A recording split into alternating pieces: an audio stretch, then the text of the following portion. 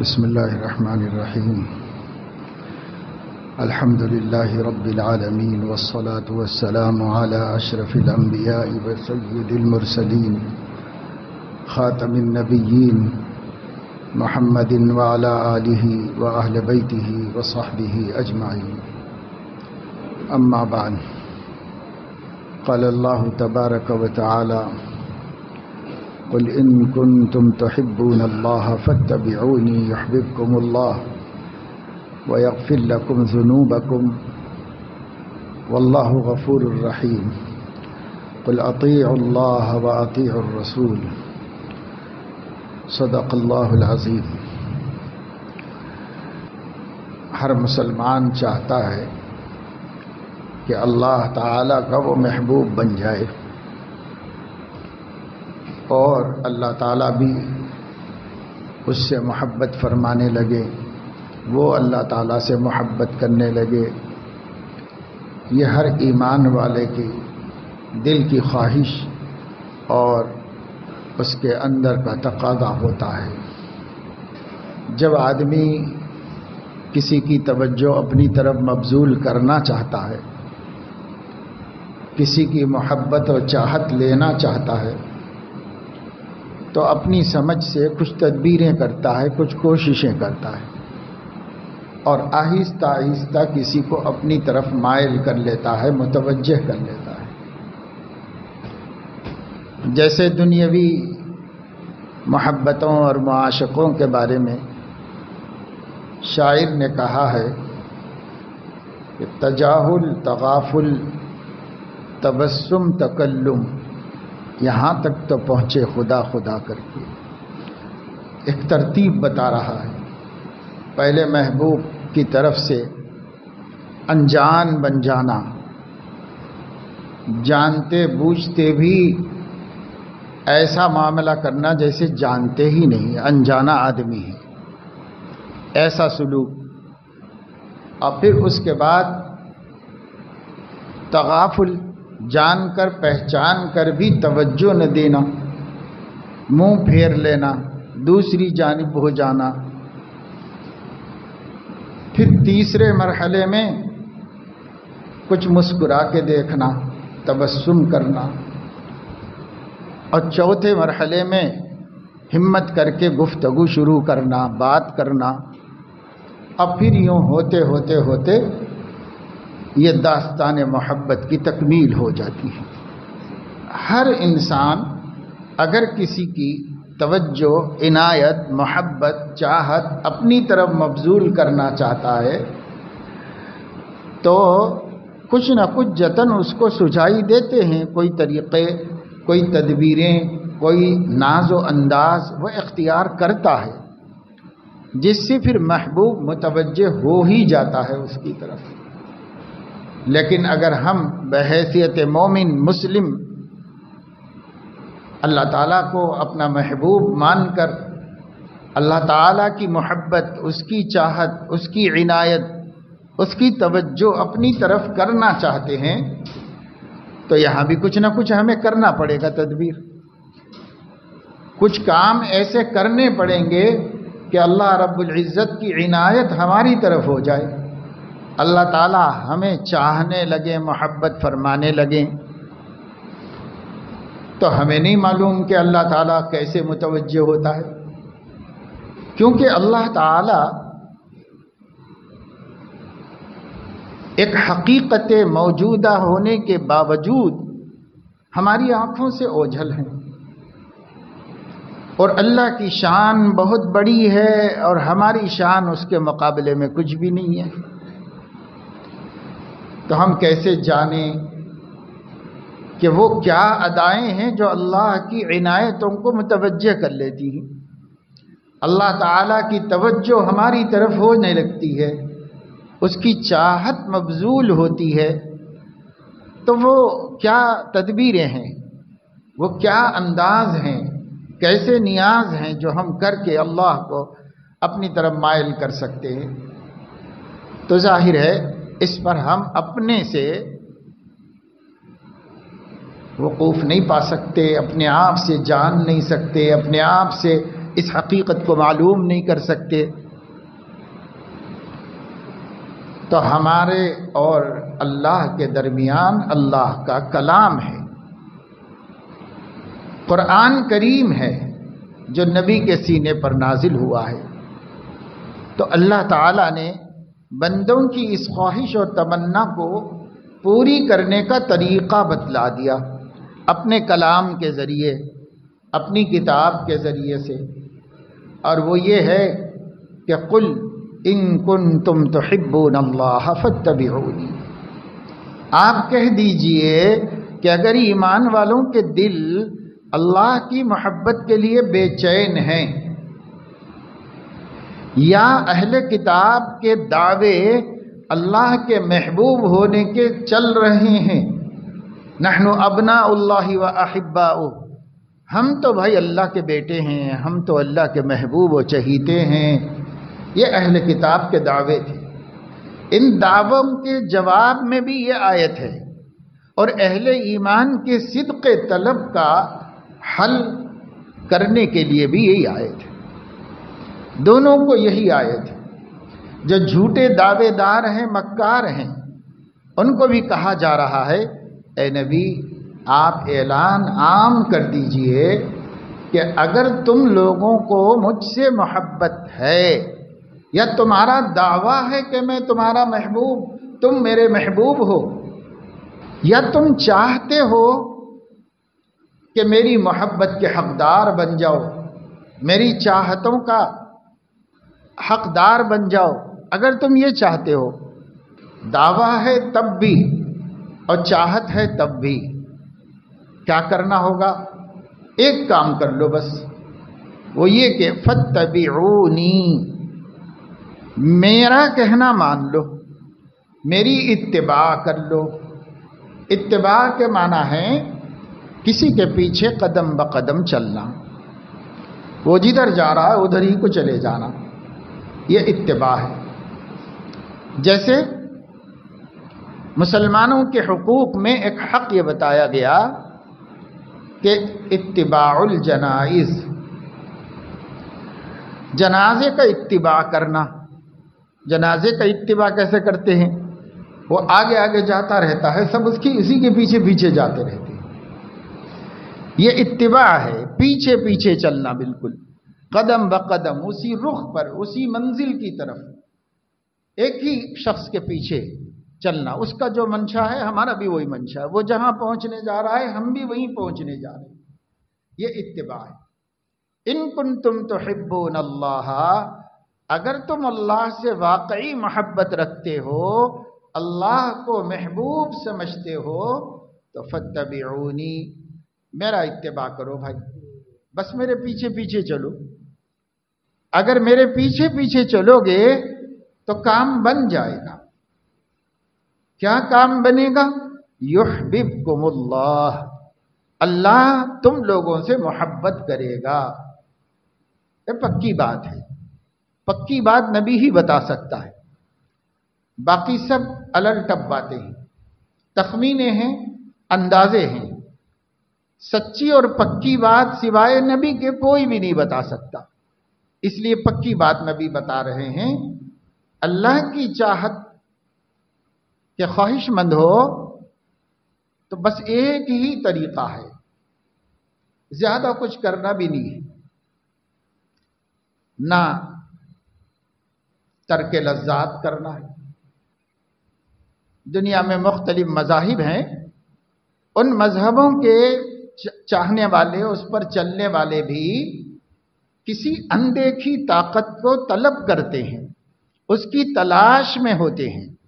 سب کا من یہ کہتا ہے کوئی ایک مخفی مستور چھپی حقیقت ہے، وہ حقیقت ہی ہماری محبوب ہونا چاہیے۔ اس لیے کسی دین دھرم کا ماننے والا ہو، اگر اس نے دھرم پہ چلنے کا ارادہ کیا ہے تو اس محبوب کو مقصود بناتا ہے۔ اب اس کے تصور میں صحیح چیز ہو غلط ہو یہ الگ چیز ہے، لیکن اسے ایک اندیکھی طاقت چاہیے، ایک روشنی کی طلب ہے، ایک نور اپنے اندر سمانا چاہتا ہے، پانا چاہتا ہے۔ تو ان لوگوں کے ہاں بھی ان کے دین دھرم میں بڑوں بزرگوں سے کچھ جتن آئے ہیں، ایسا کرنا پڑے گا، ایسا کرنا پڑے گا، ایسا کرنا پڑے گا. اس کو ریاضت اور مجاہدہ کہتے ہیں. تو لوگ وہ یہ ریاضتیں کرتے ہیں، اور آج بھی یوگی جوگی جو لوگ کہلاتے ہیں ہندوؤں میں، یہ مکار جھوٹے تو بہت ہو گئے ہیں، لیکن ان میں سچے لوگ بھی ہیں جو واقعی کسی ایسی حقیقت کی تلاش میں ہیں جو انہیں نظر نہیں آ رہی ہے، مگر وہ اپنے دل میں پانا چاہتے ہیں، اپنے اندر وہ روشنی دیکھنا چاہتے ہیں. اس کے بارے میں ان کی رہنمائی اور معلومات غلط ہیں، لیکن طلب وہ اللہ ہی کی کرتے ہیں، وہ اللہ ہی کو پانا چاہتے ہیں، لیکن اس کے لیے ان کی معلومات بالکل غلط ہیں. ان غلط معلومات کی وجہ سے جو ریاضتیں کرتے ہیں وہ سب رانگ جاتی ہیں، ان سے انہیں کچھ بھی ملتا نہیں ہے، وہ پہنچ نہیں پاتے اللہ تعالیٰ تک، کیونکہ کام غلط کر رہے ہیں. چاہت تو اچھی ہے ان کی، لیکن طریقہ غلط اختیار کیے ہوئے. واقعی اس حقیقت کو اپنے دل میں پانا چاہتے تو پہلا کام تھا ایمان لانا. پہلے اس کو ماننا، تسلیم کرنا، متعین کر کے تسلیم کرنا. ایسا نہیں کہ وہ دیوی میں بھی ہو سکتا ہے، اس دیوتا میں بھی ہو سکتا ہے، اس پتھر میں بھی ہو سکتا ہے، اس لکڑی میں بھی ہو سکتا ہے، سانپ میں ہو سکتا ہے، بچھو میں ہو سکتا ہے، چوہے میں ہو سکتا ہے، سورج میں ہو سکتا ہے، دریا میں ہو سکتا ہے. یہ سب امکانات ان لوگوں کے اندازے سے کسی اللہ کو ماننے والے کا ماننا معتبر نہیں. متعین طور پر ماننا پڑے گا، مقرر کر کے کہ اسی ہستی کا نام اللہ ہے اور میں اس پہ ایمان لاتا ہوں. تو پہلا کام ایمان لانے کا ہوگا کہ جس کو پانا چاہتے ہیں پہلے اس کو مانو تو صحیح، اور اس کو جان کر مانو. بغیر جانے اندازے پہ کسی کو بھی سمجھ لینا، اس سے کیا ہوتا ہے؟ وہ کوئی آدمی ایسا ہو سکتا ہے کیا کہ وہ مسجد میں جائے بچہ، اور مسجد میں جا کر کے کہے شاید یہ میرے ابو ہیں، شاید یہ ہوں گے میرے ابو، شاید یہ ہوں گے، شاید یہ ہوں گے. 10-20 آدمیوں کو سمجھ رہا ہے کہ شاید یہ میرے ابو ہوں گے، شاید یہ میرے ابو ہوں گے. ایسا ہوتا ہے؟ ایسا نہیں ہوتا. کوئی بھی جائے گا اپنے ابا کو دیکھ کر اسی سے لپٹ جائے گا، اسی کو اپنا ابا کہے گا، کسی اور کو نہیں کہے گا، کسی کو بھی نہیں کہے گا، کیونکہ متعین ہے اس کے پاس. یہی ہے، یہ متعین ہے. تعین کے ساتھ اللہ کو بھی ماننا ہے. اندازوں پہ تو یہ جتنے ہمارے دیش میں غیر مسلم برادران ہیں، یہ سب کیا ہیں؟ ان لوگوں کے سب اٹکل ہیں. اٹکل، اندازہ، اس میں ہوگا، اس میں ہوگا، اس میں ہوگا، اس میں ہوگا، اس میں ہوگا، خدا کسی میں تو ہوگا. یہ ان کے اندازے. لیکن اسلام یہ نہیں کہتا، قرآن نہیں کہتا. قرآن کہتا اللہ تعالی ایک ہے، وحدہ لا شریک ہے، طے ہے، وہ ایک اندیکھی حقیقت ہے، اس کی یہ صفتیں ہیں، ان صفتوں سے اس کو مان لو اور تسلیم کر لو. اور وہ سب صفتیں ہویدا ہیں، پیدا ہیں، ظاہر ہیں، سارے عالم کی آنکھوں کے سامنے. وہ اللہ کی صفتوں کا مظہر. میں اللہ کی صفت کا مظہر ہوں، آپ اللہ کی صفت کا مظہر ہے. مسجد کی عمارت اللہ کی صفت کا مظہر ہے.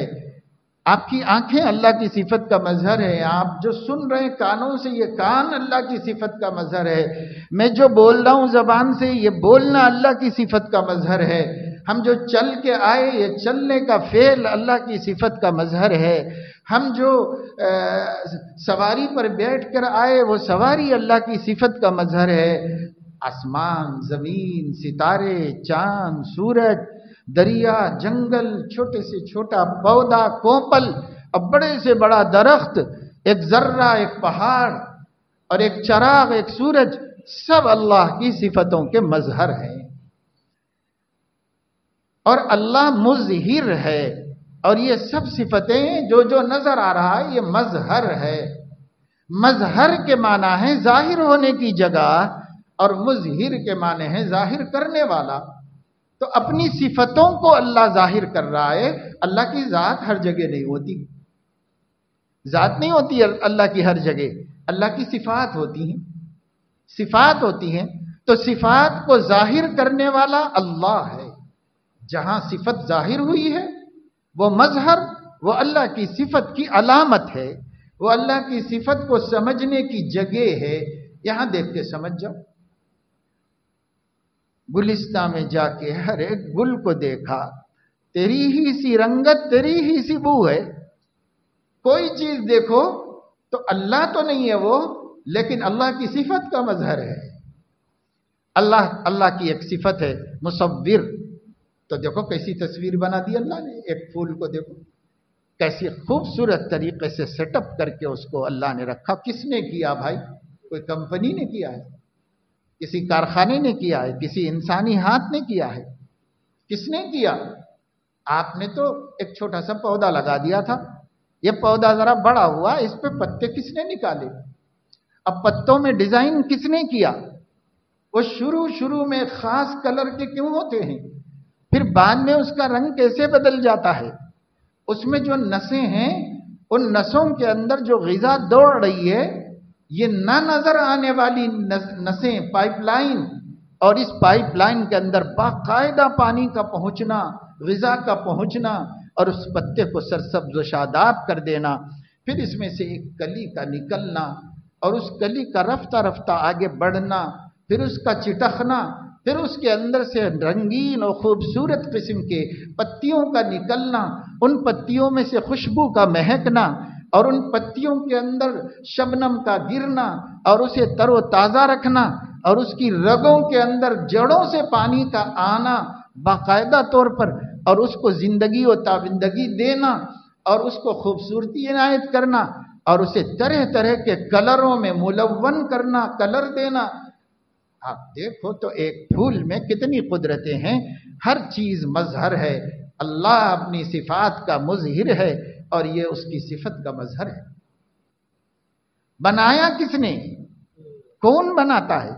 بہت سے پودے، انڈور درخت تو آپ کے گھر کے اندر بھی ہوتے ہیں، اور پانی میں رکھے ہوئے ہوتے ہیں، یا صرف کھاد میں رکھے ہوئے ہوتے ہیں، یا آرٹیفیشل نہیں ہوتے، یہ بالکل اوریجنل ہوتے ہیں، باقاعدہ پیدا ہوتے ہیں، باقاعدہ بڑھتے ہیں۔ بڑھنے اور آرٹیفیشل نہ ہونے کا ثبوت یہ ہے کہ ایک عمر کو پہنچ کر سوکھتے ہیں، سڑتے ہیں، خراب ہوتے ہیں۔ یہ آرٹیفیشل نہ ہونے کا ثبوت ہے کہ اسے موت آنا چاہیے۔ جو پھول مرتا نہیں وہ زندہ نہیں ہے، جو پتا مرتا نہیں وہ زندہ نہیں ہے۔ اس لیے آپ آرٹیفیشل کو چھوڑ دو۔ چائنا نے بہت بنا دیے، اتنے بنا دیے کہ فریب چشم ہو گئے، آنکھوں کو دھوکا ہو۔ ہاتھ لگا کے دیکھو تو سمجھ میں آتا ہے کہ یہ کپڑا ہے، یہ کپڑا ہے، سلک کا کپڑا، اور کچھ بھی نہیں ہے۔ لیکن جب تک آپ ہاتھ لگا کے نہ دیکھو، نگاہیں دھوکا ہی کھاتی رہیں گی کہ یہ بالکل اوریجنل اور پیور قدرتی پودا ہے، لیکن قدرتی نہیں۔ علامت کیا ہے؟ سوکھتا نہیں ہے، مرتا نہیں ہے، خراب نہیں ہوتا، یہ علامت ہے اس کی۔ ورنہ زندگی کے ساتھ بیماری ہے، زندگی کے ساتھ موت ہے، یہ سب لگی ہوئی ہے زندگی کے ساتھ۔ اس لیے پودے بھی زندہ ہوں گے تو ان کی ایک عمر ہوگی، ان کی صحت ہوگی، ان کی بیماری ہوگی، ان کی آفات ہوں گی، سب ان کے ساتھ سب ہوتے ہیں۔ تو دیکھ لو کسی بھی ایک پودے میں غور کر کے، تب آپ کا من کہے گا کہ تیری ہی سی صورت، تیرا ہی سا رنگ ہے، اللہ ہی کی بو ہے، اللہ ہی کی صورت ہے۔ کیا مطلب؟ کیا وہ اللہ ہے؟ نہیں، وہ اللہ نہیں ہے، لیکن وہاں پتا چل رہا ہے کہ کوئی اللہ ہے۔ اسے دیکھ کے پتا چل رہا ہے کہ کوئی غیبی طاقت ہے جو اپنی قدرت کا اظہار فرما رہی ہے۔ تب اللہ سے محبت ہوگی۔ جو معرفت نہیں رکھتا وہ محبت نہیں رکھتا۔ اس لیے معرفت رب ہماری بنیادی ضرورتوں میں شامل ہے۔ ہم اپنے رب کو پہچانیں گے. پہچانیں گے تو محبت ہوگی، محبت ہوگی تو ایمان بھی لائیں گے اور اس کی اطاعت بھی کریں گے، بندگی بھی کریں گے. لیکن معرفت نہیں تو کیا ہوگا؟ ایک بزرگ نے مثال دی ہے کہ ایک بچے کو چھوٹی عمر میں چھوڑ کر اس کے والد کسی دوسرے ملک میں چلے گئے. جیسے کئی لوگ ہیں امریکہ میں اللیگل پڑے ہوئے ہیں اور مال کی محبت ہو گئی ہے، بچوں کی، بیوی کی محبت، ماں باپ کی محبت گھٹ گئی ہے، پیسے کی محبت بڑھ گئی ہے. اللیگل آدمی کبھی بھی پکڑا جا سکتا، واپس آ جا سکتا ہے، کبھی بھی سرنڈر ہو کر اپنے وطن آ جا سکتا ہے. لیکن نہیں آ رہا ہے، غیر قانونی طور پر چھپ چھپ کے رہ رہا ہے. 10 برس گزر گئے، 15 برس گزر گئے، 20 برس گزر گئے، صرف اس وجہ سے کہ پیسہ بہت مل رہا ہے، اب جا کے وہاں کیوں جائیں، ہم یہیں کمائیں، یہیں کمائیں. تو اماں بوڑھی ہو گئی ہوگی تو اپنی بلا سے ہو جائے، ایک دن مر بھی جائے گی، مگر پیسہ تھوڑی ملے گا. انڈیا جائیں گے تو پیسہ تو یہاں مل رہا ہے. بیوی کو جوان چھوڑ کے آئے تھے، اب بیچاری بوڑھی ہو گئی، بال سفید ہو رہے تو ہو رہے ہوں گے، ویڈیو کال کر کے دیکھ لیں گے، مگر جانے کی کیا ضرورت ہے، پیسہ کما لو، پیسہ کما لیتے رہو. بچی کو دودھ پیتا چھوڑ کے گئے تھے، اب اس کا رسم ہو گیا ہے، شادی ہونے والی ہے، لیکن ابو آنے کے لیے تیار نہیں کہ پیسہ مل رہا ہے، کیوں جائیں ہم یہاں سے. تو سمجھو اس طرح کوئی 15-20 برس کے بعد واپس آیا. ماں کو اطلاع تھی تو ماں نے اپنے بیٹے سے کہا، جوان بیٹے سے، کہ بیٹا تمہارے ابو آ رہے ہیں فلاں فلائٹ سے، اتنے مرتبہ اتنے بجے پہنچیں گے. اگرچہ کہ تمہیں یاد نہیں ہے، تم پہچانتے بھی نہیں ہو، تم شیر خوار تھے تو ابو چلے گئے. اب اس زمانے میں تو باہر سے دیکھ لینے، بول لینے کے اسباب ہیں، پہلے نہیں تھے. تب یہ مثال دے کر سمجھایا گیا. کوئی سبب نہیں، جو ادھر ادھر ہی ہو گیا، ادھر ادھر والا، ایک دوسرے کو جانتے ہی نہیں، پہچانتے ہی نہیں. خط لکھ سکتے تھے بس، اور کچھ بھی نہیں کر سکتے تھے اس دور میں. تو بچہ گیا ایئرپورٹ، اب بڑا ابر سراپا انتظار ٹھہرا کہ ہمارے ابا آئیں تو ہمارے ابا کو لے کے گھر جائیں گے. انتظار کرتا ٹھہرا مگر پہچانتا نہیں تھا. ہر شکل شباہت کو غور سے دیکھتا رہا کہ اب وہ خود مجھے پہچان لیں. تو ماں نے ساتھ میں ایک والد کے دوست کو بھی بھیج دیا تھا تاکہ وہ پہچان کے بتا دیں کہ یہ تمہارے ابو. وہ بھی بیٹھے تھے، بیٹھے بیٹھے وہ بیچارے سو گئے سیٹس پر. تو ایک آدمی باہر نکلے، ان کے پاس بیگ واگ تھا، سامان تھا، ذرا بوڑھے سے تھے، تو انہوں نے کہا جوان بچے سے کہ بیٹا ذرا مجھے باہر ٹیکسی تک پہنچا دو بیگ. تو اس نے ان کو جھڑک دیا اور کہا کہ نہیں، ہمارے ابو آنے والے ہیں، ہم ان کا سامان اٹھائیں گے، آپ کا تھوڑی اٹھائیں گے، آپ اپنا خود دیکھ لیجئے. پھر خوشامد کیا، کسی اور بوڑھے نے خوشامد کی، کسی اور نے منت کی، کسی کی نہیں مان رہا ہے، سب کو جھڑک کے بھگا. پھر ایک صاحب آئے، ان سے بھی بحث ہو رہی تھی، تو اتنے میں انہوں نے دیکھ لیا، چچا نے، دوست نے، وہ دوڑ کے آئے، کہنے لگے کہ بیٹا کیا بحث تکرار کر رہے ہو، یہ تمہارے ابا جان ہیں، یہ تمہارے ابو ہیں. بس جیسے ہی یہ بات معلوم ہوئی، اس نے ایک بیگ نہیں، دونوں بیگ ان کے ہاتھ میں سے لے لی، ان سے لپٹ گیا، معانقہ کیا اور کہا نہیں ابو آپ ایک بھی نہیں اٹھائیں گے، میں جوان ہوں، دونوں میں اٹھاؤں گا، آپ چلیے. لے کے آیا. تو یہ مثال دے کر فرمایا کہ ذرا غور کرو کہ ابھی تھوڑی دیر پہلے اس شخص سے نافرمانی، جھگڑا اور اس کا کام نہ کرنا اور اس کی مدد نہ کرنا، یہ کیفیت تھی، اور ابھی لمحے بھر میں یہ کیفیت ہو گئی کہ بچ گیا، عاجز بن گیا، متواضع ہو گیا، خدمت کے لیے بھی تیار ہو گیا، اطاعت کے لیے بھی تیار ہو گیا. تو یہ وقت اور یہ وقت میں فرق کیا ہوا؟ چند لمحوں میں فرق کیا ہو گیا؟ وہی سمجھنے کی چیز ہے، اور وہ فرق ہے معرفت. معرفت، ابھی تک معرفت نہیں تھی اور اب معرفت ہو گئی. معرفت کے بعد آدمی کو محبت بھی ہو جاتی ہے، اطاعت بھی پیدا ہو جاتی ہے اس کے. آج ہم جو اللہ رسول کی اطاعت نہیں کر رہے ہیں، محبت کی کمی کی وجہ سے نہیں کر رہے ہیں۔ اور محبت کی کمی کیوں ہے؟ معرفت نہیں ہے، پہچانتے ہی نہیں، جانتے ہی نہیں۔ جاننے لگیں گے تو محبت پیدا ہوگی۔ پہلے کے لوگ ایک واقعہ سنایا کرتے تھے، حیدرآباد میں ایک بادشاہ گزرے ہیں، نواب میر محبوب علی خان،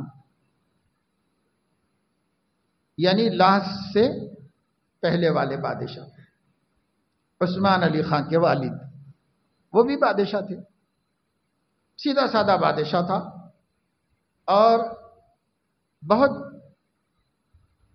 اچھے اخلاق کا بادشاہ تھا۔ تو بادشاہ رات میں نکل کے سڑکوں پہ جاتا تھا، اور اس زمانے میں تانگے ہوتے تھے، گھوڑا گاڑی ہوتی تھی، رکشے بھی ابھی نہیں تھے اس زمانے میں۔ تو ٹانگے والے سے پوچھتا کہ بھائی فلاں جگہ چلو گے، تو وہ تیار ہو جاتا۔ رات میں بھی کماتے تھے مزدور لوگ، اس کے ٹانگے میں بیٹھ جانا اندھیرے میں، اور وہ لے کے نکلتا دوسرے محلے میں پہنچانے کے لیے۔ تو راستے میں اس سے باتیں کر کے ملک کے حالات معلوم کرتا تھا، شہر میں کیسا چل رہا، اور یہ کیا ہے اور وہ کیا ہے۔ بادشاہ کے بارے میں پوچھتا تھا، رعایا کے بارے میں پوچھتا تھا، مہنگائی کے بارے میں پوچھتا تھا، ایسے سوالات کرتا رہتا تھا لوگوں سے، تاکہ معلوم ہو کہ اپنی سٹی میں پبلک کے ذہنوں میں کیا ہے، عوام کیا چاہتی ہے، عوام کو کیا شکایتیں ہیں، یہ معلوم کرنا چاہتا تھا۔ ایک دن ایک تانگے والے کے ساتھ بیٹھا تو بڑا تیز ترار آدمی تھا، اس نے بیٹھ کر کے بات کر لی۔ اب جا رہا تھا، راستے میں پوچھنے لگا بادشاہ کے بارے میں، اس سے بہت سے سوالات کی کہ بادشاہ اپنے کیسے ہیں، کیا ہے۔ تو اس کا دل بھرا ہوا تھا، بہت مصیبت زدہ تھا، اس کے جتنا جی بھر برا بھلا کہہ سکتا تھا کہتا رہا بادشاہ۔ اب بادشاہ سنتا رہا اور چھیڑ چھیڑ کے پوچھتا رہا کہ دیکھے تو صحیح ان کے دلوں میں کیا بھرا ہوا ہے میرے بارے میں۔ اسے نہیں معلوم کہ میں بادشاہ کو لے جا رہا ہوں، وہ تو سمجھ رہا ہے کوئی مسافر ہے اس کو لے کے جا رہا ہوں۔ تو صاحب ان لوگوں کے ٹھاٹ باٹ کے کیا ہیں، وہ ایسے مزے کرتے ہیں، عیش و عشرت کرتے ہیں، ہم غریبوں سے پوچھو ہمارا پیٹ کیسے کٹ رہا ہے، ہمارے بچے کیسے پل رہے ہیں، ایسے ویسے سب کچھ کہہ دیا، لعنت ملامت بھی کر دیا، بد دعا بھی کر دیا، سب کر دیا بادشاہ۔ اب بیچارہ سن تو رہا، خاموش، ظاہر نہیں کرنا چاہتا تھا اپنے کو، ظاہر نہیں کیا۔ لیکن بادشاہ کو سگار کی عادت تھی، وہ ایک لمبا سا سگریٹ ہوتا تھا پہلے دور میں، مٹی کا ایک آلہ ہوتا تھا، اس کے اندر تمباکو رکھ کر کے نشہ کرتے تھے پہلے، اس کی عادت تھی بادشاہ کو۔ تو اس نے اپنا سگار جلانے کے لیے رکشے والے سے پوچھا کہ چکماک ہے تمہارے پاس؟ یعنی 2 سفید پتھر ہوتے تھے، اسی پتھر کو رگڑ کے چنگاری نکلتی تو بیڑی جل جاتی تھی، پہلے کے طریقے تھے یہ سب۔ اس نے کہا چکماک ہے تمہارے پاس؟ تو اس نے نکال کے پتھر دے دیا، پتھر کو پتھر سے رگڑا تو ایک دم سے چنگاری نکلی، روشنی ہوئی، سگار جلایا۔ مگر وہ ٹانگے والے نے دیکھ لیا کہ یہ تو ہمارے بادشاہ ہیں، روشنی میں دیکھ لیا، بس بے ہوش ہو کے دھڑام سے گر گیا وہاں پر۔ کیونکہ میں تو بادشاہ کو سب جانتے تو تھے، سب پہچانتے تھے، سب جانتے تھے، لیکن اندھیرے میں نہیں پہچانا، اور اس کے بعد سب کچھ کہہ دیا، برا بھلا کہہ دیا، لعنت ملامت کر دی بادشاہ کو۔ اب میرا کیا بنے گا؟ جیسے ہی بادشاہ سمجھ میں آیا یہ بادشاہ ہی ہے، اب پیروں تلے زمین کھسک گئی، ہیبت طاری ہو گئی، بے ہوش ہو کے گر گیا زمین پر۔ بادشاہ نے جو پیسے اس کے تھے وہ پیسے وہاں رکھ دیے مزدوری، اور نکل کے چلا گیا، کوئی دوسرے کو پکڑ کے واپس ہو گیا۔ آپ کیا سمجھ سکتے ہیں اس سے؟ جب تک معرفت نہیں تھی تو گستاخی کرتا رہا، اور جیسے ہی معرفت و پہچان ہو گئی، پہچان کے ساتھ ہی عظمت اس کے دل پہ تاری۔ آج اللہ کی جتنی نافرمانیاں ہو رہی ہیں اللہ کو نہیں جاننے کی وجہ سے ہو رہی۔ آج نبی کی جتنی حکم عدولیاں ہو رہی ہیں، ان کی سنتیں جس طرح پامال کی جا رہی ہیں، ان کی تعلیمات کو جس طرح کوڑے دان میں ہم نے ڈال رکھا ہے، یہ سب اس لیے کہ نبی کو نہیں جانتے۔ جس دن ہمارے دل میں معرفت آئے گی، ہم پہچانیں گے کہ محمد رسول اللہ صلی اللہ علیہ وسلم ہیں کون؟ جس دن پہچانیں گے اس دن ان کی عظمت سے دل بھر جائے اور ان کا احترام ہمارے قلوب میں پیدا ہو جائے گا، پھر محبت بڑھ جائے گی، پھر ان کا کہنا ماننا آسان ہو جائے گا۔ نبی وہ ہیں، صحابہ کہتے تھے یا رسول اللہ آپ ہم سے پوچھتے کیوں ہیں کہ چلو گے کہ نہیں چلو گے جہاد میں؟ ایک دفعہ پوچھا آپ نے، آپ لوگ چلو گے کیا؟ میرا ارادہ ایسا ہے۔ تو انصار نے کھڑے ہو کر کہا کہ آپ ہم سے پوچھتے کیوں ہیں کہ چلو گے کیا، ساتھ میں چلو گے کیا جہاد میں، دشمنوں سے جہاد کرو گے کیا؟ آپ پوچھتے کیوں ہیں؟ آپ حکم دیجئے یا رسول اللہ، آپ حکم دیجئے۔ ہم نے آپ سے ایک شرط رکھی تھی جب ہم نے بیعت کی تھی مکے میں آپ کے ہاتھ پر، تو یہ شرط رکھی تھی کہ ہم کہیں لڑنے کے لیے نہیں چلیں گے، آپ کے ساتھ کسی سے ہم جنگ کرنے نہیں جائیں گے، یہ شرط رکھی تھی ہم نے۔ آپ اس شرط کی وجہ سے ہم لوگوں سے بار بار پوچھ رہے ہیں کہ چلو گے بھائی، چلو گے، کیونکہ شرط تھی ہماری۔ مگر یا رسول اللہ وہ شرط اس وقت رکھی تھی جب ہم آپ کو جانتے نہیں تھے، آپ کو پہچانتے نہیں تھے، آپ کی معرفت ہمیں نصیب نہیں تھی۔ اب اتنے برس میں تو ہم نے آپ کو جان لیا ہے، آپ کو قریب سے دیکھ لیا ہے، آپ کی محبت سے دل بھرے ہوئے ہیں، اب پوچھئے مت ہم سے، اب صرف آرڈر کریے، آرڈر کریے، فلاں جگہ جانا ہے، فلاں جگہ جانا ہے، فلاں جگہ جانا ہے۔ اگر آپ ہم کو برکل غماد تک پہنچنے کے لیے کہیں تو ہم پہنچ کے دکھا دیں گے، اور اگر آپ ہم کو آگ کے دریا میں کودنے کے لیے کہیں تو ہم کود کے دکھا دیں گے۔ ہم موسیٰ کی قوم نہیں ہیں جو اپنے نبی سے کہتے تھے اذهب انت وربك فقاتلا، آپ کے رب لڑ لو، ہم نہیں لڑیں گے۔ ہم موسیٰ کی قوم نہیں ہیں، ہم آپ کی قوم ہیں، ہم تو آپ کو روک کے خود جا کے لڑیں گے، آپ بتائیے ہم کو۔ اور ایسا ہی تھا صدیق اکبر رضی اللہ تعالیٰ عنہ،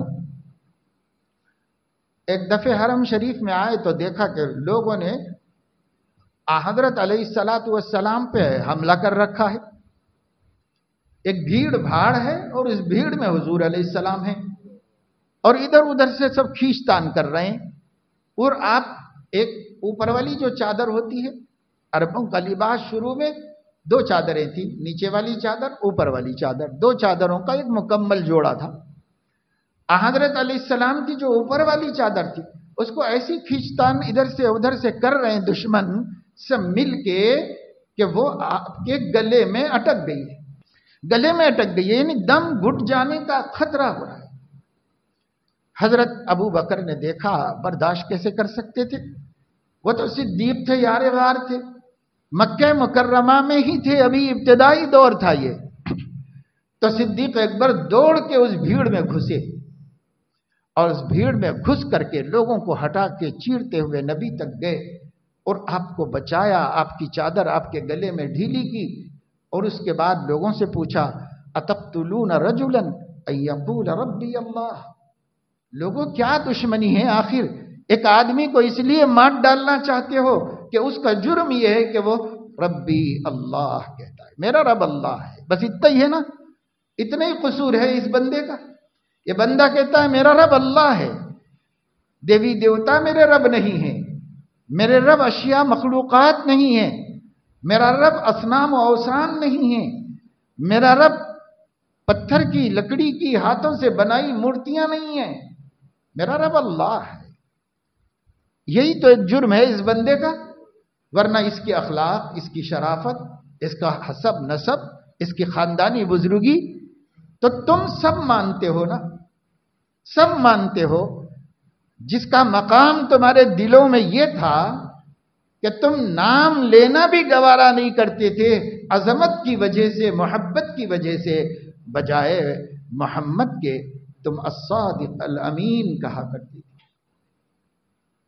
الصادق الامین، رسول اللہ صلی اللہ علیہ وسلم کا نام مکہ کے مشرکوں نے رکھا، سچ بولنے والا امانت دار بندہ، پورے مکہ میں اس سے سچا کوئی نہیں اور اس سے امانت دار کوئی نہیں، یہ نام بستی کے لوگوں نے رکھا، الصادق الامین۔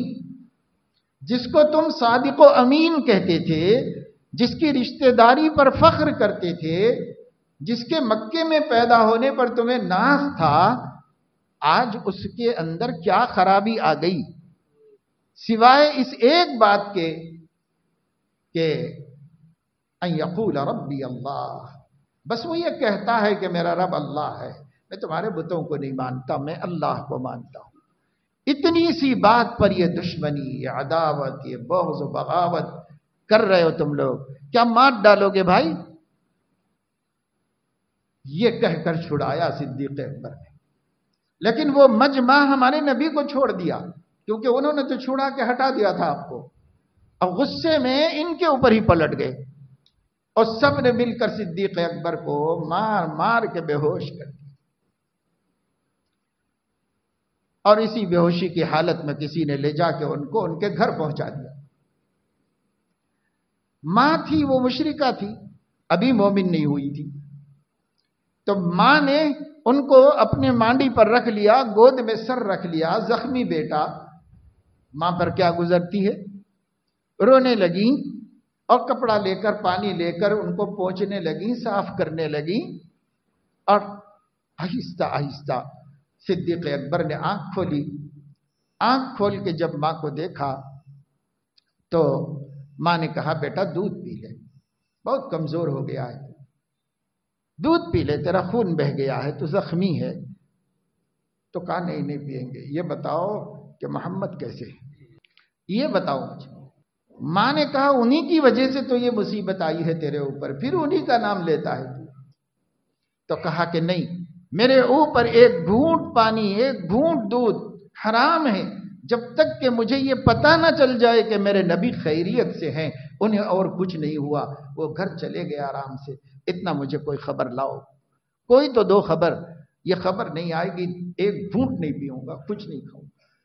تو صدیق اکبر کو خبر دی گئی کہ کچھ نہیں ہوا، وہ سلامت حفاظت گھر چلے گئے ہیں، گھر میں ہیں آرام سے۔ مشرکین تو ادھر پل پڑے تھے، ان کو چھوڑ دیا تھا، انہیں کچھ نہیں ہوا۔ تب صدیق اکبر نے پانی کا گھونٹ پیا، پھر کہا کہ مجھے ان کی خدمت میں پہنچاؤ، تمہاری خبروں پر مجھے یقین نہیں ہے، میں اپنی آنکھوں سے ان کو سلامت دیکھ لوں تاکہ مجھے اطمینان ہو جائے، مجھے یقین آ جائے۔ ان کو لے جایا گیا، اور جب انہوں نے حضور اکرم صلی اللہ علیہ وسلم کو اپنی آنکھوں سے سلامت دیکھ لیا، تب جا کر ان کے دل کو سکون ہوا اور اطمینان ہوا۔ یہ معرفت تھی، جانتے تھے نبی کو، ان کے مقام اور مرتبے کو، تو محبت بھی اس معیار کی ہو گئی تھی۔ احد کی جنگ میں آپ کو پتا ہے، اور اگر ہماری قوم کے بہت سے لوگوں کو پتا نہیں ہوگا، بچوں کو، جوانوں کو، تو اس سے زیادہ صدمے اور مصیبت کی کوئی بات بھی نہیں کہ امت کو اپنے حبیب کا کچھ علم نہیں، اپنے نبی کی ہسٹری، تاریخ، ان کی زندگی کی تفصیل، اسے کچھ بھی نہیں معلوم۔ 70 مسلمان شہید ہوئے تھے احد میں، 70 کافروں کے سردار بدر میں مارے گئے تھے 1 سال پہلے، لیکن 70 احد میں مسلمان شہید ہو گئے۔ تھوڑی سی غلطی ہوئی، اللہ دکھانا چاہتے تھے نبی کی نافرمانی میں نقصان ہی نقصان ہے، اللہ یہ دکھانا چاہتے تھے۔ تھوڑی سی غلطی ہوئی، غلطی بھی جان بوجھ کے نہیں ہوئی، غلط فہمی کی وجہ سے ہو گئی۔ اس جنگ میں حضرت علیہ الصلوۃ والسلام نے جو جنگ کا نقشہ بنایا تھا، اس میں ایک درے میں، درہ کہتے ہیں پہاڑ کے درمیان میں سے آنے کے جو راستے ہوتے ہیں، ایسا راستہ پہاڑیوں کے بیچ میں سے، ایسا ایک راستہ تھا پیچھے سے پہاڑوں کے بیچ میں سے، اس رستے سے دشمن آ کر پیچھے سے حملہ کر سکتا تھا، کیونکہ وہ پیٹھ کے پیچھے تھا۔ تو وہاں حضرت علیہ السلام نے 50 صحابہ کو کھڑا کیا تھا اور یہ فرمایا تھا کہ یہاں میدان میں کچھ بھی ہو آپ لوگ جگہ نہ چھوڑیے گا، یہیں پر ٹھہرے رہنا۔ 50 کو وہاں ٹھہرایا تھا۔ جنگ شروع ہوئی تو کچھ زیادہ ٹائم نہیں گیا، الحمدللہ ایمان والوں نے ایسا جم کر زوردار حملہ کیا کہ اس جنگ میں لوگ 3-13 ہو گئے اور ادھر ادھر منتشر ہو گئے، بھاگنے لگے۔ صحابہ فرماتے ہیں جو عورتیں ان کے ساتھ گانے گا گا کر لڑانے آئی تھیں، اس دور کا طریقہ تھا کہ عورتیں آتی تھیں اور عورتیں آ کر مردوں کو غیرت دلانے کے اشعار پڑھتی تھیں، تو شرمندگی سے جوش میں آ کر اور لڑتا تھا آدمی، اور لڑتا تھا۔ تو یہ لڑانے والی عورتیں ساتھ میں تھیں ان کے، جو ان کو شعر شاعری کر کے لڑاتے تھے، غیرت بڑھاتے تھے۔ تو ان کے بارے میں ایک صحابی فرماتے ہیں اس بری طریقے سے دوڑتی ہوئی چلی جا رہی تھی کہ ان کی پنڈلیوں میں پازیب نظر آ رہے تھے، یعنی زیور جو ہوتے ہیں پیر میں وہ نظر آ رہے تھے، چادریں اوپر کھینچ کے بھاگ رہی تھی، خوف سے حیران ہو کر مرد بھی بھاگ رہے، عورتیں بھی بھاگ رہی تھی۔ یہ صورتحال بن گئی، اللہ نے فتح دے دی۔ اس فتح کے بعد غلطی ہو گئی ان 50 لوگوں سے، ان کو وہاں سے ہٹنا نہیں چاہیے تھا۔ ان لوگوں نے کہا کہ بھائی اب تو جنگ ختم ہو گئی، بھاگ گئے دشمن، سب مال چھوڑ کے چلے گئے، سامان اور اسلحہ چھوڑ کے بھاگ گئے، تو اب تو اللہ نے فتح دے دی ہم کو، اب یہاں کھڑے کے کیا کریں؟ چلو یہ سب سامان اکٹھا کریں، زخمیوں کو لائیں اور یہ کریں، کچھ کام کریں۔ تو ان میں 2 گروپ ہو گئے۔ ایک نے کہا کہ نہیں، ہم نہیں ہٹیں گے تا وقت کہ نبی ہمیں دوسرا حکم نہیں دیں گے، اور ایک نے کہا کہ نہیں مقصد پورا ہو گیا نا، اسی کے لیے تو کھڑا کیا تھا، اب جا کے جلدی جلدی کام کریں تو سر شام ہم واپس اپنے بستیوں میں ہو جائیں گے۔ یہ تو اس وقت میں آدھے لوگ ہو گئے، 25 ٹھہرے رہے اور 25 ہٹ گئے، اور اتفاق سے ایسا ہی ہوا کہ جو دشمن بھاگے تھے وہ شرمندگی مٹانے کے لیے ایک اور حملہ کر کے دیکھ لیں، ہمت بندھا کر کے ایک گروپ بنائے اور لشکر پیچھے سے آگے اسی درے سے اندر گھسنے لگے۔ 25 آدمی بہت تھوڑے تھے، مقابلہ نہیں کر سکے، کچھ زخمی ہو گئے، کوئی شہید ہو گئے، کوئی گر گئے۔ اب وہ لوگ گھس کے اندر آئے تو مسلمانوں کو غفلت میں بے تحاشا مارنا شروع کیا، اور وہ اپنے آپ کو سنبھال نہیں سکے، قدم اکھڑ گئے مسلمانوں کے میدان سے اور تتر بتر ہو گئے مسلمان۔ نبی پاک صلی اللہ علیہ وسلم بھی زخمی ہو گئے، ایک گڑھے میں گرے، آپ کے دندان مبارک شہید ہوئے، آپ کی لوہے کی ٹوپی کی کڑی سر میں گھس کر خون نکلنے لگا، غشی طاری ہو گئی نبی پاک صلی اللہ علیہ وسلم پر۔ سب لوگ حیران و پریشان، سارا پانسا پلٹ گیا، جیتا ہوا میدان چھوڑ دینا پڑا، اور پھر جدھر دیکھو لاشوں کے پشتے لگ گئے، اپنے ہی لوگ لاشیں پڑی ہوئی، یہاں یہ صحابی، وہاں وہ صحابی، وہاں وہ صحابی، دیکھو تو 70 صحابہ شہید ہو اس معرکے کے۔ حضرت علیہ السلام زخمی ہو گئے، حضرت طلحہ رضی اللہ تعالیٰ عنہ نے اپنا دفاع کر، نبی نے پوچھا، کیونکہ دشمن ان کی طرف بڑھ رہے تھے اور تیر پہ تیر پھینک رہے تھے، حضور علیہ السلام نے فرمایا کوئی ہے جو میری حفاظت کرے اور جنت میں اپنا گھر بنا لے؟ حضرت طلحہ نے کہا سودا منظور ہے، وہ سامنے کھڑے ہو گئے اور ہر تیر اپنے سینے پہ لیتے تھے، حضرت علیہ السلام ان کے پیٹھ کے پیچھے سے دیکھ کر بولتے تھے ادھر سنبھالو، ادھر سنبھالو، ادھر دیکھو، ادھر دیکھو، بچو ابو طلحہ، اس سے بچو، اس سے بچو، بتاتے تھے پیچھے ٹھہر کر، اور وہ ان کو بچانے کے لیے سامنے تھے، یہاں تک کہ جب وہ بھی شہید ہو گئے تو ان کے جنازے کو، لاش کو اٹھایا گیا تو تیروں کے 70 زخم تو صرف ان کے سینے پر تھے.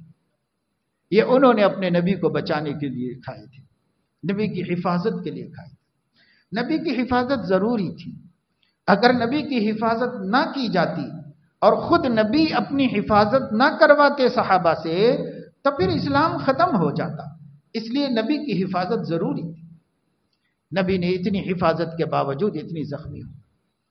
ایک خاتون تھی، ان خاتون نے بھی حضرت علیہ السلام کی حفاظت کے لیے اتنی قربانیاں دی کہ تاریخ کا حصہ بن گئی.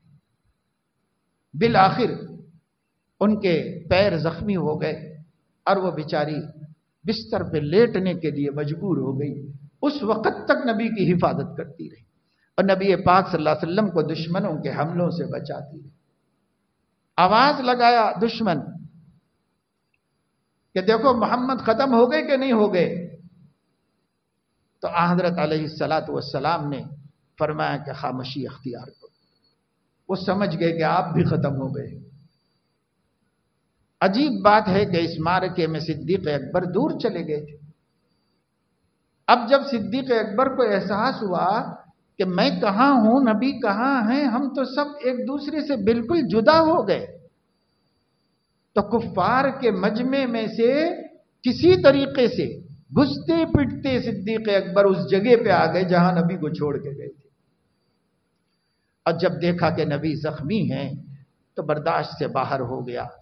حضرت ابو بکر نے کہا وہ کون بد نصیب ہے جس نے میرے نبی کو زخمی کر دیا ہے، اور تلوار سونت کے پھر مجمع کی طرف بھاگ رہے تھے. اللہ کے نبی نے بازو پکڑ لیا ان کا اور کہا ابو بکر اپنے بعد مجھے اکیلا مت کر دو، یعنی جاؤ گے تو مر ہی جاؤ گے، شہید ہو جاؤ گے، پھر میں تنہا رہ جاؤں گا دنیا میں، اس لیے اپنے بعد مجھے اکیلا مت کرو. جو لوگ صدیق کو نبی کا نعوذ باللہ منافق ساتھی کہتے ہیں وہ ذرا سوچیں کہ نبی پوری کائنات کے ہوتے ہوئے بھی ابو بکر کے بعد اپنے کو اکیلا سمجھ رہے. یہ حضرت ابو بکر کا اور حضور کا تعلق تھا اور ایک دوسرے پر ٹرسٹ اور اعتماد تھا. صدیق کو روک لیا حضور نے، جانے نہیں دیا مجمع میں. یہ جو جنگ تھی، اس جنگ کے ختم کے بعد دوبارہ اللہ نے پھر فتح دی. پھر مشرکین بھاگے سبب. صبح فتح ہوئی تھی، دوپہر میں شکست ہو گئی، پھر شام کو اللہ نے فتح عطا فرما دی. اس طرح یہ جنگ ایک عجیب و غریب تاریخ بنا گئی. اب جب مشرکین بالکل ہی واقعی بھاگ گئے تب حضرت علیہ السلام نے حکم دیا کہ بھائی لاشوں کو اکٹھا کرو، ان کی تجہیز تدفین کی جائے. 70 صحابہ جس میں سید الشہداء حضرت حمزہ رضی اللہ تعالیٰ عنہ، ان سب کے جنازے لائے گئے اور حضرت علیہ السلام نے اسی احد پہاڑ کے دامن میں جو نبی کا عاشق ہے، حضرت علیہ السلام کا ارشاد گرامی ہے احد یحبنا ونحبہ. احد ایک ایسا پہاڑ ہے جو مجھ سے محبت رکھتا ہے اور میں اس سے محبت رکھتا ہوں. دونوں ایک دوسرے کو چاہتے تھے. اسی کے دامن میں چچا جان کو دفن کیا اور باقی سب شہداء کو دفن کر دیا. یہ کام بھی ہو گیا. اب واپس مدینے میں آنا ہے. احد مدینے سے بہت دور نہیں، بہت قریب ہے. مسجد نبوی شریف کے مین گیٹ سے، باب عبد المجید سے جب باہر نکلتے ہیں تو سب سے سامنے جو پہاڑ نظر آتا ہے وہی احد پہاڑ. احد پہاڑ پر دور نہیں تھا، البتہ آج کی آبادی تو وہاں تک پہنچ گئی. اس زمانے میں فاصلہ تھا، آبادی میں اور پہاڑ کے درمیان میدان تھا، فاصلہ تھا. حضرت صلی اللہ علیہ وسلم کو اب جو سب سے بڑا غم ستاتا تھا، جنگ میں اتنی مصیبت پیش آئی، اس کا غم کہ 70 ساتھی شہید ہو گئے. اس کا غم کہ خود حضور علیہ السلام زخمی ہو گئے اور جسم مبارک لہو لہان ہو گیا. یہ سب غم آپ کو بھاری نہیں لگ رہے تھے. یہ غم بھاری لگ رہا تھا کہ اب مدینے میں داخل ہوں گا تو فلاں کی بیوی کو کیا جواب دوں گا، فلاں کی بہن کو کیا کہوں گا، فلاں کی ماں کو کیا کہوں گا، سب کو میں لے کے نکلا تھا اور چھوڑ کے جا رہا ہوں۔ کسی کی ماں پوچھے گی کہ یا رسول اللہ بیٹا کہاں ہے، کسی کی بیوی پوچھے گی یا رسول اللہ شوہر کہاں ہے، کسی کا باپ پوچھے گا، کسی کی بہن پوچھے گی، بیٹی پوچھے گی، کیا جواب؟ یہ غم طاری تھا آپ پر، بہت محزون، بہت مغموم، آپ مدینے کی طرف لوٹ رہے تھے۔ یہاں جواب دینے کا مسئلہ نہیں تھا، صحابہ تو شہید ہونے والوں پر فخر کرتے تھے، یہاں جواب دینے کا مسئلہ نہیں تھا، یہاں رحمت للعالمین کے نرم دل کے پگھلنے کا مسئلہ تھا کہ وہ اپنی امت کے مصیبت زدوں کو کیا تسلی دیں، کیسے تعزیت کریں، یہ مسئلہ تھا۔ لیکن ادھر امت کا کیا حال تھا؟ آپ سیرت پڑھیے، آپ کو پتا چلے گا۔ عورتوں کو جیسے جیسے پتا چلتا گیا کہ فلاں شہید ہو گیا، فلاں شہید ہو گیا، شہادت کا زیادہ اندیشہ نہیں تھا اس لیے کہ پچھلے سال جو بدر میں عظیم الشان کامیابی حاصل ہوئی تھی، اس کی وجہ سے مسلمانوں میں کچھ زیادہ خدشہ نہیں تھا کہ لوگ ہمارے مر جائیں گے، اس کا خدشہ نہیں تھا۔ مگر یہ تو حادثہ اللہ کی تقدیر میں تھا، ہونا تھا، ہو گیا۔ اب جیسے جیسے لوگوں کو خبر ملتی تو چادر اوڑی اور احد کی طرف جا رہے ہیں، چادر اوڑے اور احد کی طرف جا رہے ہیں، بھئی ہمارے آدمی کا کیا ہوا، ہمارے آدمی کا کیا ہوا، معلوم کرنے کے لیے جا رہے ہیں۔ تو جو کوئی عورت کو احد کی طرف سے آتا ہوا مرد نظر آتا تھا تو وہ اس سے پوچھتی یہ نہیں تھی کہ میرا بچہ سلامت ہے، یہ نہیں پوچھتی تھی کہ ہمارے والد صاحب محفوظ ہیں، یہ نہیں پوچھتی تھی کہ ہمارے بھائی اچھے ہیں، شوہر کیسے ہیں۔ کوئی عورت یہ سوال نہیں کرتی تھی، ہر عورت کے زبان پر یہ ہوتا تھا رسول اللہ محفوظ ہیں، اللہ کے رسول خیریت سے ہیں۔ ہر عورت یہ پوچھتی تھی اپنے نبی کے بارے میں کہ وہ خیریت سے ہیں، ہر ایک کا یہ سوال۔ ایک عورت جس کے ایک نہیں دو تین قریبی رشتہ دار شہید ہو گئے، وہ بھی جا رہی تھی، اس نے بھی یہی سوال کیا کہ اللہ کے رسول خیریت سے ہیں۔ اس نے پوچھا پہلے شوہر کے بارے میں پوچھو، بھائی کے بارے میں پوچھو، والد صاحب کے بارے میں، بیٹے کے بارے میں پوچھو، کہ وہ چھوڑو، یہ بتاؤ کہ نبی خیریت سے ہیں۔ وہ سب تو میرے اپنے نبی پہ قربان کرنے کے واسطے تھے، اگر ہو بھی گئے ہیں تو خوشی کی بات ہے، پر نبی کیسے ہیں یہ بتاؤ، نبی کیسے ہیں؟ جب انہیں بتایا گیا کہ حضور علیہ السلام زندہ ہیں، زخمی ہیں مگر زندہ ہیں، سلامت ہیں، تو کہتی ہے وہ خاتون کل مصیبت بعدک جلل، اے اللہ کے رسول آپ زندہ ہیں تو ہر مصیبت آسان ہو گئی، ہر مصیبت سہل ہو گئی، آپ زندہ ہیں تو کافی ہیں ہمارے واسطے۔ حضرت علیہ السلام سے یہ تعلق مردوں کا، عورتوں کا، بچوں کا، ایسا تعلق حضور علیہ السلام سے تھا، اور حضور اکرم صلی اللہ علیہ وسلم نے ان سب کو آ کر تسلی دی، سمجھایا۔ لیکن ہم حضرت علیہ السلام سے کیا ایسا والہانہ تعلق رکھتے ہیں؟ کیا ایسا جذباتی لگاؤ ہے ہمارے اندر؟ عبد الرحمن ابن عوف رضی اللہ تعالیٰ عنہ جلیل القدر صحابی ہیں، نبی کے رشتہ دار ہیں، مالدار آدمی تھے، بدر میں وہ شریک تھے۔ حضرت عبد الرحمن ابن عوف نے کہا ایک مسلمان کے مقابلے میں 3 کافر ہیں، اور ہمارے پاس کچھ بھی نہیں ہے لڑنے کے لیے، ان کے پاس اسلحہ ہے، مسلح فوجی ادھر ہیں اور ادھر خالی ہاتھ لوگ ہیں، مقابلے کے لیے گئے ہوئے ہیں۔ تو حضرت عبد الرحمن ابن عوف نے جب جنگ بہت تیز ہو گئی اور مٹ بھیڑ ہو گئی آپس میں، تو اپنے ادھر ادھر دیکھا کہ ضرورت کوئی مشکل وقت آئے تو کون ہے میرے بازو۔ ادھر دیکھا تو ایک بچہ تھا، ادھر دیکھا تو ایک بچہ تھا، دونوں طرف بچے تھے۔ تو فرماتے ہیں میرے دل میں آیا کاش میرے ساتھ کوئی نوجوان ہوتا، کوئی بڑے لوگ ہوتے جو میری مصیبت کی گھڑی میں کام آ جاتے، کہ بچے کیا کریں گے مجھے عین وقت پہ۔ ایسا سوچ ہی رہا تھا کہ ایک بچے نے آگے بڑھ کے کہا چچا جان آپ ابو جہل کو جانتے ہیں؟ تو انہوں نے کہا کہ تم کیا کرو گے اس کو جان کے، تم بچے کیا کرو گے؟ اس نے کہا کہ میں نے سنا ہے کہ ابو جہل ہمارے نبی کی شان میں گستاخیاں کیا ہے، آج اگر آیا ہے تو ہم اپنے نبی کا بدلہ لیں گے، اس سے ہم بدلہ لیں گے آج اپنے نبی کا۔ تو کہتے ہیں کہ ابھی یہ بات ہماری چل ہی رہی تھی کہ ابو جہل صفے درست کرتا ہوا گھوڑے پر ادھر سے گزرا، میں نے کہا دیکھو یہی ہے ابو جہل۔ جیسے ہی بتایا تو فرماتے ہیں چیل کی طرح جھپٹ کر یہ دونوں بچے اس پر جا کے گرے اور اس طریقے سے زخمی کیا کہ اس کا گھوڑا زخمی ہو کے وہ نیچے گر گیا۔ اسے نہیں مار پائے لیکن گھوڑے کی ٹانگ ٹوٹ گئی تو وہ نیچے گرا، پھر کسی اور نے اسے قتل کر دیا۔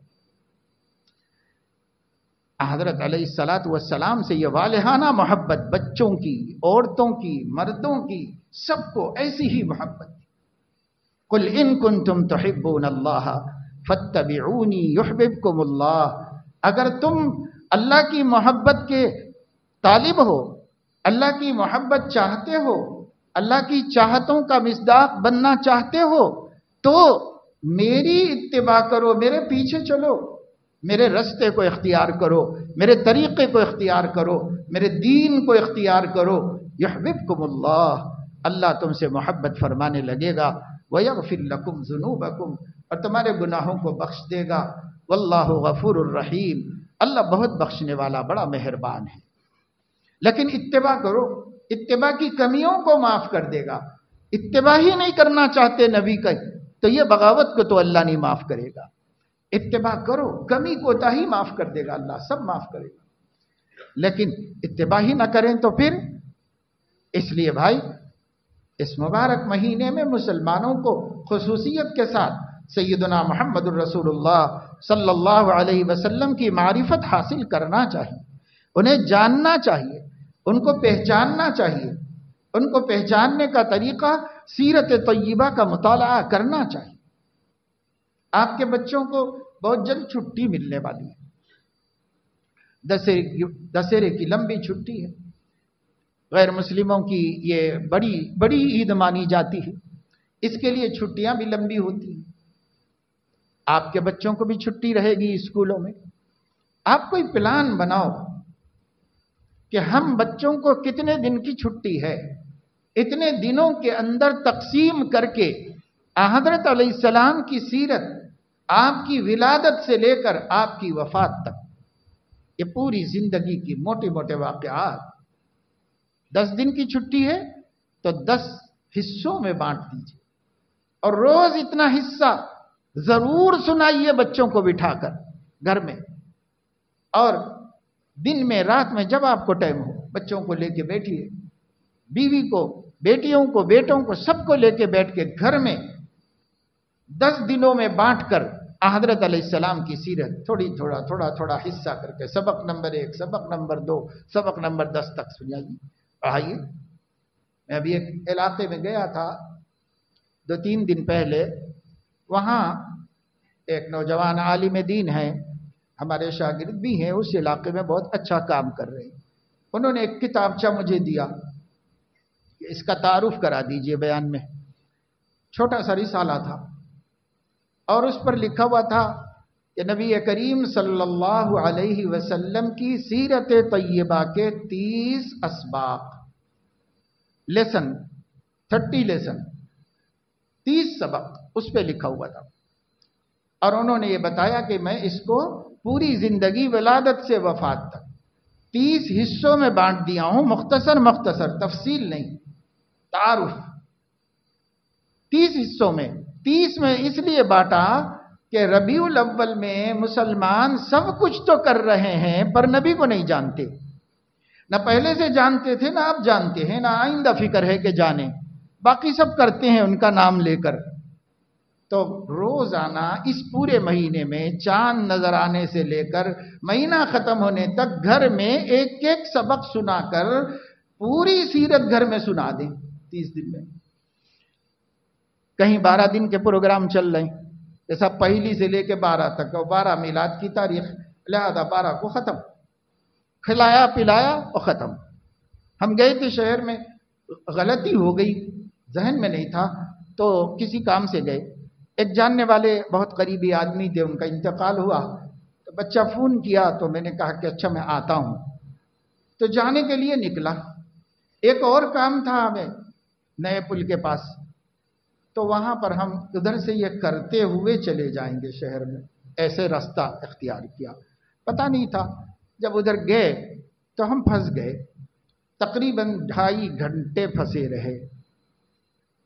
عین چوراہے کے اوپر رسول اللہ صلی اللہ علیہ وسلم کے عشاق لوگوں کو لنگر لگا کے کھانا کھلا رہے تھے، اور ٹریفک جام ہو گئی، بسیں آ کے پھنس گئیں، رستہ باہر سے آنے والی ساری بسیں وہاں آ کے رکی ہوئی ہیں، وہاں آ کر جانے والی بسیں رک گئی ہیں، اور ٹریفک جام ہو گئی ہے۔ ہم خود قدم قدم بھی نہیں کہہ سکتے، سرک سرک کے نکل گئے، مجبور۔ یہ کیا ہو رہا ہے صاحب؟ یہ نبی کی امت ہے، یہ نبی کی سنت ہے، وہ نبی جس نے خبر دی ہے کہ بنی اسرائیل کا ایک شخص نے راستے سے کانٹا ہٹا دیا تھا تو اللہ نے مغفرت فرما دی اس کی۔ یہ اس نبی کی امت ہے جو راستے بلاک کر کے چوراہوں کے اوپر اپنے عشق محمدی دکھا رہے ہیں۔ یہ ہے ہماری محبت۔ ایسے جاہلوں گواروں کو نبی پلٹ کے دیکھیں گے بھی نہیں قیامت کے دن، ان سے محبت تو بہت دور کی بات ہے۔ نبی دیکھنا بھی گوارا نہیں کریں گے۔ جو انسانیت کے لیے جاہل ہے، ظالم ہے، اس کو کیا نبی دیکھیں گے جو ان کی آبرو کو نقصان پہنچاتا ہے؟ یہ ہیں۔ اب پھر اگلے دن میں اتوار کو کسی سفر میں گیا، جہاں دیکھو ہر اس جگہ پر اسٹیج بنا کر جلوس کا استقبال ہو رہا ہے، جہاں پر گنیش کا استقبال کے لیے اسٹیج بنا تھا، ہر اس جگہ پر بنا کر یہ وہاں پر استقبال کر رہے ہیں۔ کیا استقبال کر رہے ہیں صاحب؟ آپ کی عصر چلے گئی، آپ کی مغرب چلے گئی، آپ کی عشاء چلے گئی، آپ نبی کے عشق میں ڈوبے ہوئے۔ سبحان اللہ و بحمدہ۔ کیا دھوکہ دے دیا نفس و شیطان نے، کیسے فریب میں مبتلا کر دیا ہے۔ بس سراسر دھوکے میں مسلمان مبتلا ہے۔ اللہ تعالیٰ سمجھ دے۔ میرے دوستو، نبی کی چاہتوں کے طالب ہو تو قرآن کا اعلان سن لو۔ قرآن نے بھی اللہ نے اپنی زبان سے نہیں کہا، بلکہ اللہ نے نبی کی زبان سے کہلوایا، تاکہ اور اچھی طرح سمجھ جاؤ کہ تم جس کی محبت چاہتے ہو اس کی اتباع ضروری ہے۔ ان کنتم تحبون اللہ فاتبعونی یحببکم اللہ۔ اللہ اپنے فضل و کرم سے ہمیں توفیق عمل نصیب فرمائے۔ اللہ رب العزت ہم لوگوں کو اپنے نبی کی صحیح معرفت عطا فرمائے۔ نہایت پاکیزہ، نہایت باوقار، نہایت شریف اور نہایت اعلیٰ درجے کی حس رکھنے والی